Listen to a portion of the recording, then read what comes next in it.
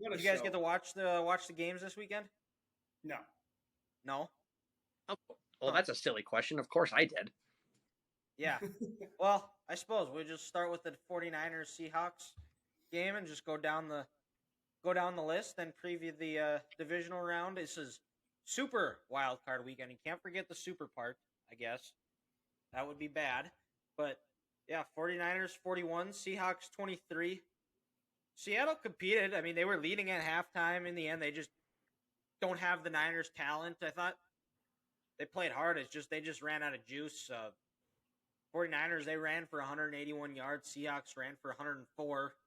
It's a common theme you're going to see as we break down these or recap these wild card weekend games. But Brock Purdy looked a little bit shaky right away, but he kind of found himself and managed the game well and led them to a victory. And Seattle, what a great job by Pete Carroll. I think sounds like Geno's going to be back. I think they got to improve their defense up front, and if they could get an offensive lineman and maybe a tight end, I think that's something to look out for and something that they can really take that next step to competing with San Francisco in the West.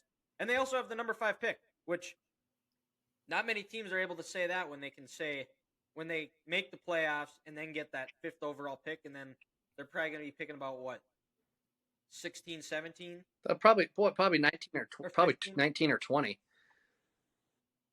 Because they're one of the bottom teams to make the playoffs. There's 14 teams. Yeah, so they'd be either 18 or 19 probably, since they were the 7 seed. That's right. Yeah, math is hard on the fly. Yeah, Mm-hmm. that was dumb of me to say 15, 17, but I'll be better. But yeah, the one thing I didn't understand when I was watching that game is, McCaffrey on the second drive, he had that long 60-yard run. And then, Purdy made something happen and found him in the end zone. In the first half, after that, the Niners got away from the running game. And, Purdy looked a little shaky, a little nervous. I get it was cool and rainy there in Santa Clara all afternoon. That was the most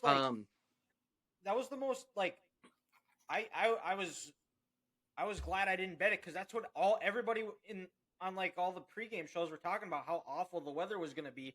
But they had a tarp over the field, and by the time the game started, it was fine.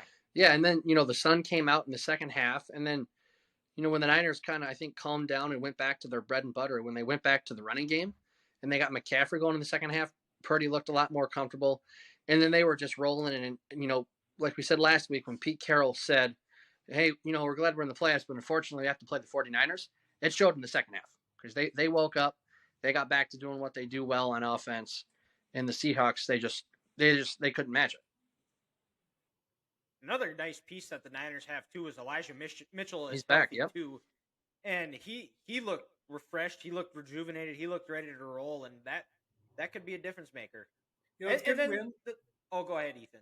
There's only 3 games max left, so he should be able to finish based off his injury history, and then going into next year he'll play 3 more, then get hurt again. So he's sitting good right now. Exactly. The Niners, they're glad because they know they got him for a max of 4 games. Yep. And he played about a half a game there, so he should be looking good. And if they make it to the Super Bowl, he gets a bye, so he gets another week to help, get him rolling. So fingers crossed, Elijah can finish out the rest of this year. But also, Brock Purdy, people are not talking about him enough. This offense is absolutely humming behind him. Well, another piece that I wanted to bring up that no one in the national media has, given credit for the San Francisco season is Brian Griese, their quarterback's coach. Last year he's calling games on Monday night with Louis Riddick and Steve Levy, and I've always liked Brian. I thought he was a good announcer.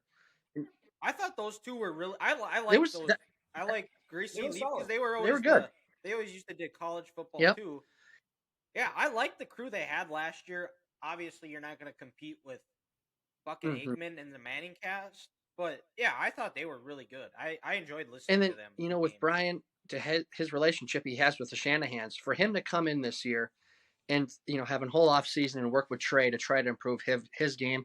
Trey gets hurt week 2, then you get Jimmy G going back into it, and the Niners are rolling on offense after that Kansas City game, and they get McCaffrey going, and then for Brock to come in and not miss a single beat on this offense. I mean, shout out Brian Griese for the job he's done every single day in that quarterback room with this Niners offense. I know Kyle's going to get the credit because he's the head coach and he's calling the plays, but every single day Brian was working with these guys, and they're just getting better and better. It just shows how important coaching is, in the NFL, and why you need a good staff. And then also, they hired Anthony Lynn to kind of be their run game coordinator and an offensive assistant. Well, look at that. I mean, look how important that was too. So just the coaching staff that Kyle Shanahan's putting together and the help he's given Brock Purdy, which is showing why he's balling out and probably showing why he should be the Niner starter going into next season. Yeah. I don't think there's anything to dispute there. Feel bad for Trey, who couldn't, just off to a rough NFL start. But what do you do? It's one of those things. And the other part too is with San Francisco is they have an identity. That zone running scheme that they have, that's something they can fall back on and something that they can rely on. And especially with the 2-back system with Mitchell and McCaffrey, I guess the M&M boys. Thinking of that on the fly. No! Do not do that. They are not worthy. No. Of that. Neither one of them won MVP. Until they do that, they can fuck off. Okay, fair enough. That's I apologize to Joe. Yeah, you need to apologize for that. That was just obnoxious and rude.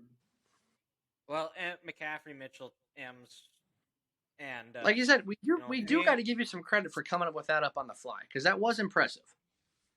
I'll say that. I'll give you that. M&M, and they play different sports, so it's fine. It doesn't matter. It doesn't matter.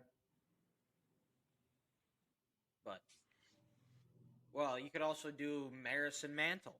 There you go. I mean, we could do that for a while. Not recording that, but yeah. So Niners, they were all of our NFC picks. And they live to see another week.